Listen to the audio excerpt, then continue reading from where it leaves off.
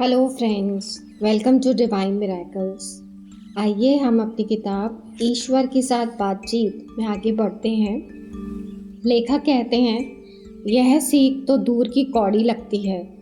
ईश्वर, अगर तुम ध्यान से देखोगे तो पाओगे कि ऐसा नहीं है। अगर तुम स्वयं से प्रेम नहीं कर सकते हो तो फिर तुम दूसरे से भी प्रेम नहीं कर सकते। ऐसे बहुत से लोग हैं जो दूसरों को प्रेम करने के जरिए ही स्वयं से प्रेम करने की गलती किया करते हैं। हाँ, उन्हें यह भान नहीं होता है कि वे क्या कर रहे हैं। उनका यह प्रयास जानबूझकर किया जाने वाला प्रयास नहीं होता है। यह तो वह विचार है जो उनके मन में चल रहा होता है, उनके मन की गहराई में, जिसे तुम अवचेतन मन कहते हो। वे सोचा करते हैं, अगर मैं दूसरे को प्रेम करूँगा तो वे भी मुझे प्रेम करेंगे, यानी मैं प्रेम के योग्य हो जाऊंगा और तब मैं खुद को प्रेम कर सकूंगा। और इसका उलट यह है कि ऐसे बहुत से लोग हैं जो खुद को नापसंद करते हैं क्योंकि उन्हें ऐसा लगता है कि उन्हें कोई प्रेम नहीं करता है।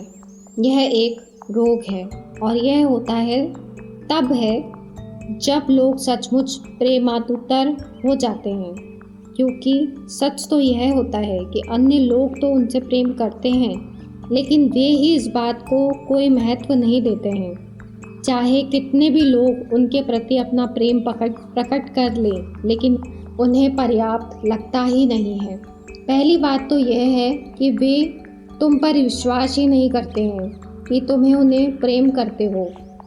वे समझते हैं कि तुम उनके साथ कोई चालबाजी करने की कोशिश कर रहे हो, उनसे कुछ पाने की कोशिश कर रहे हो।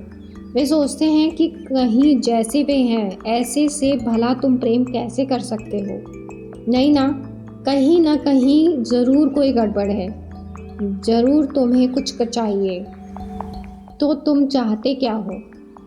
ऐसा सोचते हुए वे बैठ जाते हैं और यह गणित बैठाने की कोशिश करते हैं कि कोई उनसे सचमुच प्रेम कैसे कर सकता है।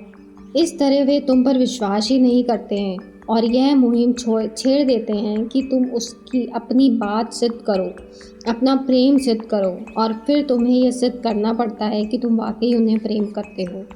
और यह सिद्ध करने के लिए वे तुमसे तुम्हारे व्यवहार में बदलाव लाने की जिद कर सकते हैं। दूसरी बात, अंततः अगर वे इस निष्कर्ष पर पहुंच भी जाते हैं कि तुम उन्हें प्रेम करते हो, तो वे तुरंत इस चिंता में पड़ जाते हैं कि वे कब तक तुम्हारा प्रेम पाते रहेंगे।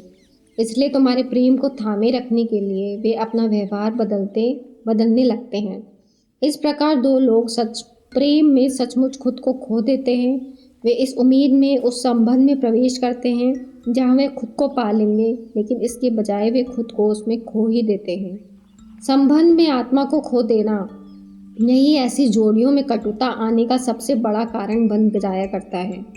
दो लोग किसी भागीदारी में इस उम्मीद से मिला करते हैं कि अलग अलग दो हिस्सों के मुकाबले एक मुकम्मल तो बड़ा होगा ही, लेकिन वे पाते हैं कि वे तो पहले से भी कम हो गए हैं। अपने अकेलेपन की तुलना में वे खुद को कमतर महसूस करते हैं, कम समर्थ, कम योग्य, कम उत्साहित, कम आकर्षक, कम प्रसन्न, कम संतुष्ट महसूस करते हैं।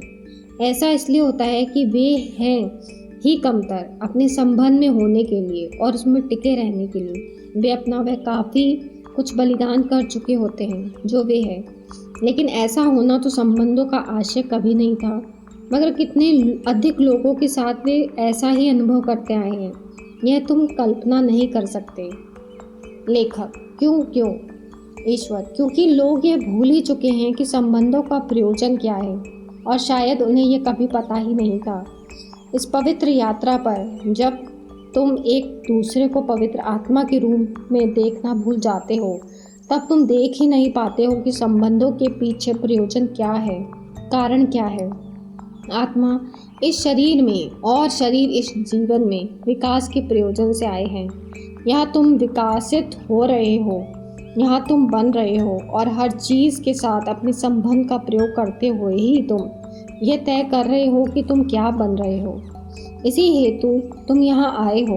स्वयं को, अर्थात जो तुम होना चाहते हो उसको सजग होकर रचने का, जानने का, बनने का आनंद है यह जीवन। आत्म चैतन्य होने का अर्थ भी यही होता है। स्वयं को तुम इस तुलनात्मक संसार में ले आए हो ताकि तुम्हारे पास वे साधन हो जिनके द्वारा तुम उस अनुभव को जान सको कि वास्तव में तुम कौन हो। दरअसल तुम वही हो जो तुम हर व्यक्ति तथा हर वस्तु के साथ संबंध में रहते हुए स्वयं को बनाते हो। इस प्रक्रिया में तुम्हारे व्यक्तिगत संबंध सबसे अधिक महत्वपूर्ण तत्व होते हैं। अंततः तुम्हारे व्यक्तिगत संबंध ही पवित्र आधार होते हैं। वास्तव में दूसरे के साथ उनका कुछ भी लेना देना नहीं है, लेकिन तुम्हारे व्यक्तिगत संबंध में दूसरा शामिल रहता है, इसलिए दूसरे के साथ उनका पूरा सरोकार तो रहता ही है।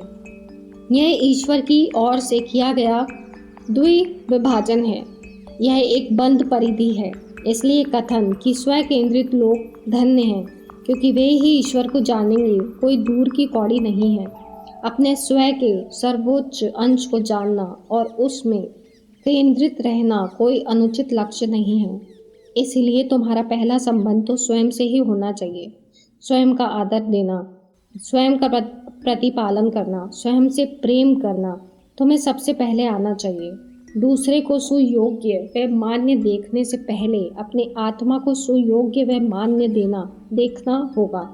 दूसरों को धन्य देखने से पहले तुम्हें स्वयं को धन्य देखना होगा।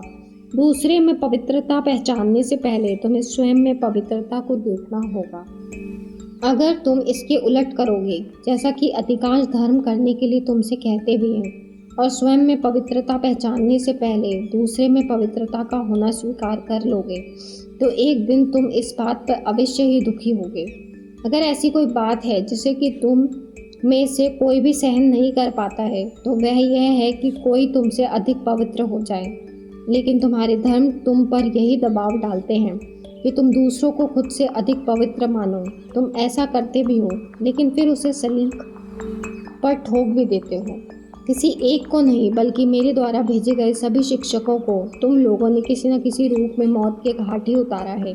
और ऐसा तुमने इसलिए नहीं किया है कि वे तुमसे अधिक पवित्र थे, बल्कि इसलिए क्योंकि तुमने उन्हें ऐसा मान लिया था। मेरे द्वारा भेजे गए सभी शिक्षक एक ही संदेश लेकर आए थे, और वह यह नहीं था कि मैं तुमसे अधिक पवित्र हूँ, बल्कि यह था कि तुम भी उतने ही पवित्र हो जितना कि मैं हूँ। यह वह संदेश था जिसे तुम सुन ही नहीं पाए। यह वह सत्य था जिसे तुम स्वीकार ही नहीं कर पाए।